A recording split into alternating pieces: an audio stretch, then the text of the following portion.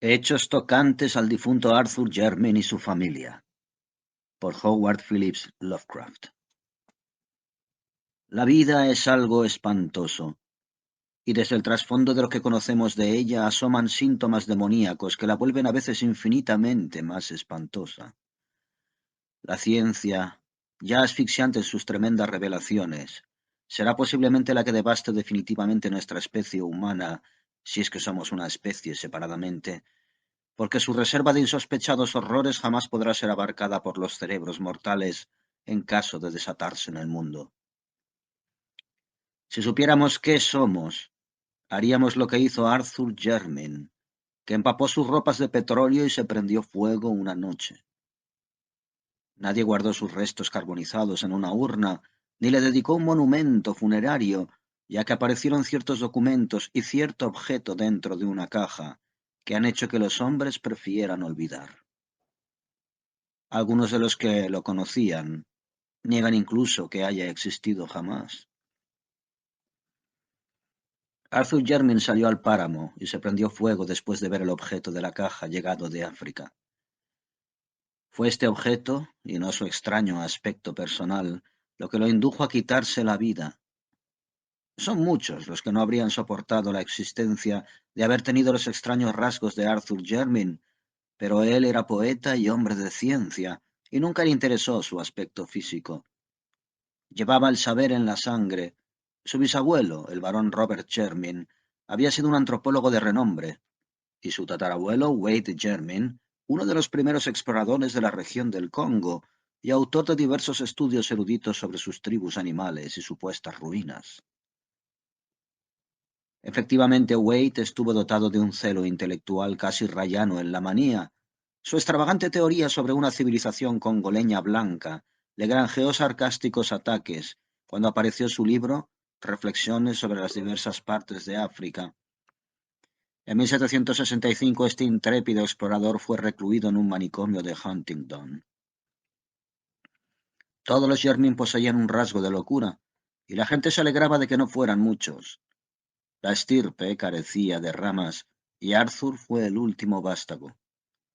De no haber sido así, no se sabe qué habría podido suceder cuando llegó el objeto aquel. Los Jermyn jamás tuvieron un aspecto completamente normal. Había algo raro en ellos, aunque el caso de Arthur fue el peor, y los viejos retratos de familia de la casa Jermyn, anteriores a Wade, mostraban rostros bastante agraciados. Desde luego la locura empezó con Wade, cuyas extravagantes historias sobre África hacían a la vez las delicias y el terror de sus nuevos amigos. Quedó reflejada en su colección de trofeos y ejemplares muy distintos de los que un hombre normal coleccionaría y conservaría, y se manifestó de manera sorprendente en la reclusión oriental en que tuvo a su esposa. Era, decía él, hija de un comerciante portugués al que había conocido en África, y no compartía las costumbres inglesas. Se la había traído junto con un hijo pequeño nacido en África al volver del segundo y más largo de sus viajes. Luego ella lo acompañó en el tercero y último, del que no regresó. Nadie la había visto de cerca, ni siquiera los criados, debido a su carácter extraño y violento. Durante la transitoria estancia de esta mujer en la mansión de los Jermyn, ocupó un ala remota y fue atendida tan solo por su marido. Wade fue, efectivamente, muy único en sus deberes para con la familia, pues cuando regresó de África no consintió que nadie atendiese a su hijo, salvo una repugnante negra de Guinea. A su regreso después de la muerte de Lady Jermyn, asumió él enteramente los cuidados del niño. Pero fueron las palabras de Wade, sobre todo cuando se encontraba bebido, las que hicieron suponer a sus amigos que estaba loco. En una época de la razón como el siglo XVIII, era una temeridad que un hombre de ciencia hablara de visiones insensatas y paisajes extraños bajo la luna del Congo, de gigantescas murallas y pilares de una ciudad olvidada, en ruinas e invadida por la vegetación, y de húmedas y secretas escalinatas que descendían interminablemente a la oscuridad de criptas abismales y catacumbas inconcebibles. Especialmente era una temeridad hablar de forma mística de los seres que poblaban tales lugares, criaturas mitad de la jungla, mitad de esa ciudad antigua e impía, seres que el propio Plinio habría descrito con escepticismo y que pudieron brotar después de que los grandes monos invadiesen la moribunda ciudad de las murallas y los pilares, de las criptas y las misteriosas esculturas.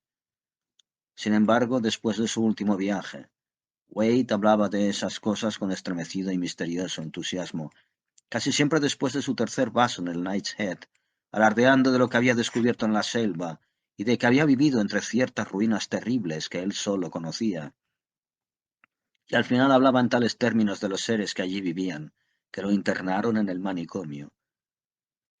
No manifestó gran pesar cuando lo encerraron en la celda enrejada de Huntington, ya que su mente funcionaba de forma extraña. A partir del momento en que su hijo empezó a salir de la infancia, le fue gustando cada vez menos el hogar, hasta que últimamente parecía atemorizado. El Knight's Head llegó a convertirse en su domicilio habitual, y cuando lo encerraron manifestó una vaga gratitud, como si para él representase una protección. 3 años después murió. Philip, el hijo de Wade Jermyn, fue una persona extraordinariamente rara. A pesar del gran parecido físico que tenía con su padre, su aspecto y comportamiento eran en muchos detalles tan toscos que todos terminaron por esquivarle. Aunque no heredó la locura como algunos temían, era bastante torpe y vulnerable a periódicos accesos de violencia. De estatura pequeña, poseía sin embargo una fuerza y una agilidad increíbles. A los 12 años de recibir su título, se casó con la hija de su guardabosque, persona que, según se decía, era de origen gitano, pero antes de nacer su hijo se alistó en la Marina de Guerra como simple marinero, lo que colmó la repugnancia general que sus costumbres y su unión habían despertado. Al terminar la Guerra de América, se corrió el rumor de que iba de marinero en un barco mercante que se dedicaba al comercio en África. Habiendo ganado buena reputación con sus proezas de fuerza y soltura para trepar, pero finalmente desapareció una noche, cuando su barco se encontraba fondeado frente a la costa del Congo. Con el hijo de Philip Jermyn, la ya reconocida singularidad familiar acogió un sesgo extraño y fatal. Alto y bastante admirable, con una especie de misteriosa gracia oriental pese a sus proporciones físicas un tanto singulares, Robert Jermyn inició una vida de erudito e investigador. Fue el primero en estudiar científicamente la inmensa colección de reliquias que su abuelo demente había traído de África, haciendo célebre el apellido en el campo de la etnología y la exploración. En 1815, Robert se casó con la hija del séptimo vizconde de Brightholm, con cuyo matrimonio recibió la bendición de 3 hijos, el mayor y el menor de los cuales jamás fueron vistos públicamente a causa de sus deformidades físicas y psíquicas. Agobiado por estas desventuras, el científico se refugió en su trabajo e hizo 2 largas expediciones al interior de África. En 1849 su segundo hijo, Neville, persona especialmente repugnante que parecía combinar el mal genio de Philip Jermyn y la hauteur de los Brightholm, se fugó con una vulgar bailarina, aunque fue perdonado a su regreso un año después. Volvió a la mansión Jermyn, viudo con un niño, Alfred, que sería con el tiempo padre de Arthur Jermyn. Decían sus amigos que fue esta serie de desgracias lo que trastornó el juicio de Robert Jermyn, aunque probablemente la culpa estaba tan solo en ciertas tradiciones africanas. El maduro científico había estado recopilando leyendas de las tribus Onga, próximas al territorio explorado por su abuelo y por él mismo, con la esperanza de explicar de alguna forma las extravagantes historias de Wade sobre una ciudad perdida habitada por extrañas criaturas. Cierta coherencia en los singulares escritos de su antepasado sugería que la imaginación del loco pudo haber sido estimulada por los mitos nativos. El 19 de octubre de 1852, el explorador Samuel Seaton visitó la mansión de los Jermyn, llevando consigo un manuscrito y notas recogidas entre los Onga, convencido de que podían ser de utilidad al etnólogo ciertas leyendas acerca de una ciudad gris de monos blancos, gobernada por un dios blanco. Durante su conversación debió de suministrarle, sin duda, muchos detalles adicionales, cuya naturaleza jamás llegarán a conocerse, dada la horripilante serie de tragedias que sobrevinieron de repente. Cuando Robert Jermyn salió de sus bibliotecas, dejó detrás de sí el cuerpo estrangulado del explorador, y antes de que consiguieran detenerlo había puesto fin a la vida de sus 3 hijos, los 2 que no habían sido vistos jamás y el que se había fugado. Neville Jermyn murió defendiendo a su hijo de 2 años, cosa que logró, y cuyo asesinato entraba también al parecer en las locas maquinaciones del anciano. El propio Robert, tras repetidos intentos de suicidarse y una obstinada negativa a pronunciar un solo sonido articulado, murió de un ataque de apoplejía al segundo año de su reclusión. Alfred Jermyn fue varón antes de cumplir los 4 años, pero sus gustos jamás estuvieron a la altura de su título. A los 20 se había unido a una banda de músicos y a los 36 se había desamparado a su mujer y a su hijo para enrolarse en un circo ambulante americano. Su final fue repugnante de veras. Entre los animales del espectáculo con el que viajaba, había un enorme gorila macho de color algo más claro de lo normal. Era un animal sorprendentemente tratable y de gran popularidad entre los artistas de la compañía. Alfred Jermyn se sentía fascinado por este gorila, y en muchas ocasiones los dos se quedaban mirándose a los ojos largamente a través de los barrotes. Finalmente Jermyn logró que le aprobasen disciplinar al animal asombrando a los espectadores y a sus compañeros con sus éxitos. Una mañana en Chicago, cuando el gorila y Alfred Jermyn ensayaban un combate de boxeo muy ingenioso, el primero propinó al segundo un golpe más fuerte de lo habitual, lastimándole el cuerpo y la dignidad del domador aficionado. Los componentes del mayor espectáculo del mundo prefieren no hablar de lo que siguió. No se esperaban el grito escalofriante e inhumano que profirió Alfred, ni verlo agarrar a su torpe antagonista con ambas manos, arrojarlo con fuerza contra el suelo de la jaula y morderlo furiosamente la garganta peluda. Había cogido al gorila inadvertido, pero éste no tardó en reaccionar, y antes de que el domador oficial pudiese hacer nada, el cuerpo que había pertenecido a un varón había quedado irreconocible. 2. Arthur Jermyn era hijo de Alfred Jermyn y de una cantante de music hall de origen desconocido. Cuando el marido y padre abandonó a su familia, la madre llevó al niño a la casa de los Jermyn, donde no quedaba nadie que se opusiera a su presencia. No escaseaba ella de ideas sobre lo que debe ser la dignidad de un noble, y cuidó que su hijo recibiese la mejor educación que su limitada fortuna le podía proporcionar. Los recursos familiares eran ahora dolorosamente exiguos y la casa de los Jermyn había caído en penosa ruina. Pero el joven Arthur amaba al viejo edificio con todo lo que contenía. A diferencia de los Jermyn anteriores, era poeta y soñador. Algunas de las familias de la vecindad que habían oído contar historias sobre la invisible esposa portuguesa de Wade Jermyn afirmaban que estas aficiones suyas revelaban su sangre latina, pero la mayoría de las personas se burlaban de su sensibilidad ante la belleza, atribuyéndola a su madre cantante, a la que no habían admitido socialmente. La delicadeza poética de Arthur Jermyn era mucho más notable si se tenía en cuenta su tosco aspecto personal. La mayoría de los Jermyn había tenido una pinta sutilmente extraña y repelente, pero el caso de Arthur era asombroso. Es difícil decir con precisión a qué se parecía. No obstante, su expresión, su ángulo facial y la longitud de sus brazos producían una viva repugnancia en quienes lo veían por primera vez. La inteligencia y el carácter de Arthur Jermyn, sin embargo, compensaban su aspecto. Culto y dotado de talento, alcanzó los más altos honores en Oxford y parecía predestinado a restablecer la fama de intelectual a la familia, aunque de temperamento más poético que científico.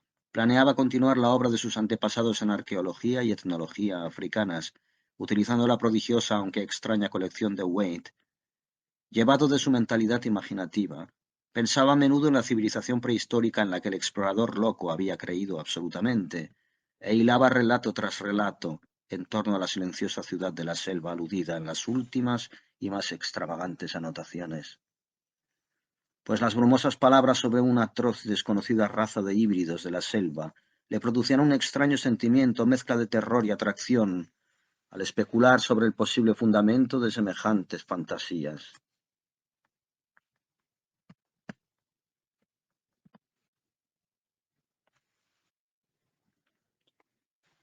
En 1911, posteriormente a la muerte de su madre, Arthur Jermyn decidió proseguir sus investigaciones hasta el final. Vendió parte de sus propiedades a fin de obtener el dinero necesario, organizó una expedición y zarpó con destino al Congo. Contrató a un grupo de guías con ayuda de las autoridades belgas y pasó un año en las regiones de Onga y Kaliri, donde descubrió muchos más datos de lo que él esperaba. Entre los Kaliri había un anciano jefe llamado Muanu, que poseía no solo una gran memoria, sino un grado de inteligencia excepcional y un gran interés por las tradiciones antiguas. Este anciano confirmó la historia que Jermin había oído, añadiendo su propio relato sobre la ciudad de piedra y los monos blancos, tal como él la había oído contar. Según Muanu, la ciudad gris y las criaturas híbridas habían desaparecido, aniquiladas por los belicosos Mbangus, hacía muchos años.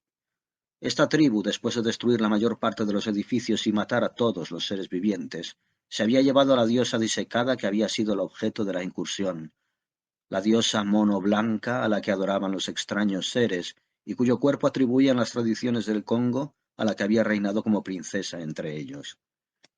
Moanu no tenía idea del semblante que debieron de tener aquellas criaturas blancas y simiescas, pero estaba convencido de que eran ellas quienes habían construido la ciudad en ruinas.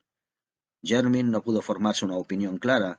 Sin embargo, después de numerosas preguntas, obtuvo una pintoresca leyenda sobre la diosa disecada. La princesa Mono, se decía, se convirtió en esposa de un gran dios blanco llegado de Occidente. Durante mucho tiempo reinaron juntos en la ciudad, pero al nacerles un hijo se marcharon de la región. Más tarde el dios y la princesa habían regresado, y a la muerte de ella su divino esposo había ordenado momificar su cuerpo, entronizándolo en una inmensa construcción de piedra donde fue adorado. Luego volvió a marcharse solo. La leyenda presentaba aquí tres variantes. Según una de ellas, no aconteció nada más, salvo que la diosa disecada se convirtió en símbolo de supremacía para la tribu que la poseyera. Este era el motivo por el que los Mbangus se habían apoderado de ella. Una segunda versión apuntaba al regreso del dios y su muerte a los pies de la entronizada esposa. En cuanto a la tercera, hablaba del retorno del hijo, ya hombre, o mono, o dios, según el caso, aunque ignorante de su identidad. Sin duda los imaginativos negros habían sacado el máximo partido de lo que subyacía debajo de tan extravagante leyenda, fuera lo que fuese. Arthur Jermyn no dudó ya de la existencia de la ciudad que el viejo Waite había descrito, y no se extrañó cuando a principios de 1912 dio con lo que quedaba de ella. Comprobó que se habían exagerado sus dimensiones, pero las piedras esparcidas probaban que no se trataba de un simple poblado negro. Por desgracia no consiguió encontrar representaciones escultóricas, y lo exiguo de la expedición impidió emprender el trabajo de despejar el único pasadizo visible, que parecía conducir a cierto sistema de criptas que Waite mencionaba. Preguntó a todos los jefes nativos de la región acerca de los monos blancos y la diosa momificada, pero fue un europeo quien pudo ampliar los datos que le habían proporcionado el viejo Muano. Un agente belga de una factoría del Congo, M. Verhaeren, creía que podía no solo localizar, sino conseguir también a la diosa momificada, de la que había oído hablar vagamente, dado que los en otro tiempo poderosos Mbangus eran ahora sumisos siervos del gobierno del rey Alberto, y sin mucho esfuerzo podría persuadirlos para que se deshaciesen de la horrenda deidad de la que se habían apoderado. Así que cuando Jermyn zarpó para Inglaterra, lo hizo con la gozosa esperanza de que en espacio de unos meses podría recibir la inestimable reliquia tecnológica que corroboraría la más extravagante de las historias de su antecesor, que era la más disparatada de cuantas él había oído. Pero quizá los campesinos que vivían en la vecindad de la casa de los Jermyn habían oído historias más extravagantes aún a Waite alrededor de las mesas del Knight's Head. Arthur Jermyn aguardó pacientemente la esperada caja de M. Verhaeren, estudiando entretanto con creciente interés los manuscritos dejados por su loco antepasado.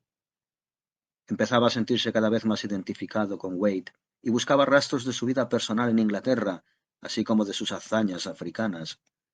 Los relatos orales sobre la misteriosa y recluida esposa eran numerosos, pero no quedaba ninguna prueba palpable de su estancia en la mansión Jermyn.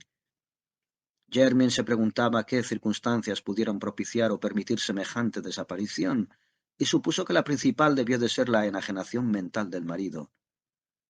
Recordaba que se decía que la madre de su tatarabuelo fue hija de un comerciante portugués establecido en África. Indudablemente el sentido práctico heredado de su padre y su conocimiento superficial del continente negro lo habían movido a burlarse de las historias que contaba Waite sobre el interior. Y eso era algo que un hombre como él no debió de olvidar. Ella había muerto en África, a donde sin duda su marido la llevó a la fuerza, decidido a probar lo que decía. Pero cada vez que Jermyn se sumía en estas reflexiones no podía por menos de sonreír ante su insignificancia, siglo y medio después de la muerte de sus extraños antecesores.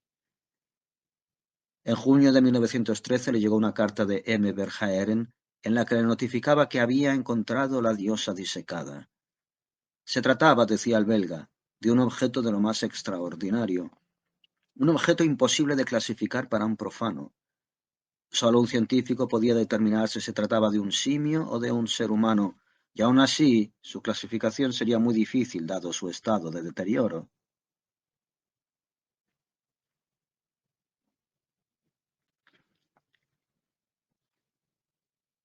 El tiempo y el clima del Congo no son favorables para las momias, especialmente cuando consisten en preparaciones de aficionados, como parecía suceder en este caso. Alrededor del cuello de la criatura se había encontrado una cadena de oro que sostenía un relicario vacío con adornos nobiliarios. Sin duda, recuerdo de algún infortunado viajero, a quien debieron de arrebatarse los bangus para colgárselo a la diosa en el cuello, a manera de talismán. Comentando las facciones de la diosa, M. Verhaeren hacía una fantástica comparación, o más bien aludía con humor a lo mucho que iba a sorprenderle a su corresponsal, pero estaba demasiado interesado científicamente para extenderse en trivialidades. La diosa momificada anunciaba, llegaría debidamente embalada, un mes después de la carta. El envío fue recibido en casa de los Jermyn la tarde del 3 de agosto de 1913, siendo trasladado inmediatamente a la gran sala que albergaba la colección de ejemplares africanos, tal como fueron ordenados por Robert y Arthur. Lo que sucedió a continuación puede derivarse de lo que encontraron los criados y de los objetos y documentos examinados después. De las diversas versiones, la del mayordomo de la familia, el anciano Soames, es la más amplia y coherente. Según este fiel servidor, Arthur ordenó que se retirase todo el mundo de la habitación antes de abrir la caja, aunque el inmediato ruido del martillo y el escoplo indicaron que no había resuelto prorrogar la tarea. Durante un rato no se escuchó nada más. Soames no podía precisar cuánto tiempo, pero menos de un cuarto de hora después, desde luego, oyó un horrible alarido cuya voz pertenecía inequívocamente a Jermyn. Acto seguido salió Jermyn de la estancia y echó a correr como un loco, en dirección a la entrada como perseguido por algún espantoso enemigo. La expresión de su rostro, un rostro bastante horrible ya de por sí, era indescriptible. Al llegar a la puerta pareció ocurrírsele una idea. Dio media vuelta, echó a correr y desapareció finalmente por la escalera del sótano. Los criados se quedaron en lo alto mirando atónitos, pero el señor no regresó. Les llegó, eso sí, un olor a petróleo. Ya de noche escucharon el ruido de la puerta que comunicaba el sótano con el patio, y el mozo de cuadra vio salir furtivamente a Arthur Jermyn, todo reluciente de petróleo, y desaparecer hacia el negro páramo que rodeaba la casa. Luego, en una exaltación de supremo horror, presenciaron todos el final. Surgió una chispa en el páramo, se elevó una llama, y una columna de fuego humano alcanzó los cielos. El linaje de los Jermyn había dejado de existir. La razón por la que no se recogieron los restos carbonizados de Arthur Jermyn para enterrarlos está en lo que encontraron después, sobre todo en el objeto de la caja. La diosa disecada constituía una visión nauseabunda, arrugada y consumida, pero era claramente un mono blanco momificado de especie desconocida, menos peludo que ninguna de las variedades registradas e infinitamente más próximo al ser humano. Asombrosamente próximo. Su descripción detallada resultaría sumamente desagradable, pero hay dos detalles que merecen referirse, ya que encajan terriblemente con ciertas notas de Wade Jermyn sobre las expediciones africanas y con las leyendas congoleñas sobre el dios blanco y la princesa Mono. Los dos detalles en cuestión son estos. Las armas nobiliarias del relicario de oro que dicha criatura llevaba en el cuello eran las de los Jermyn, y la jocosa alusión de M. Verhaeren a cierto parecido que le recordaba el delgado rostro, se ajustaba con vívido, espantoso e intenso horror, nada menos que al del sensible Arthur Jermyn, hijo del tataranieto de Wade Jermyn y de su desconocida esposa. Los miembros del Real Instituto de Antropología quemaron aquel ser, arrojaron el relicario a un pozo, y algunos de ellos niegan que Arthur Jermyn haya existido jamás.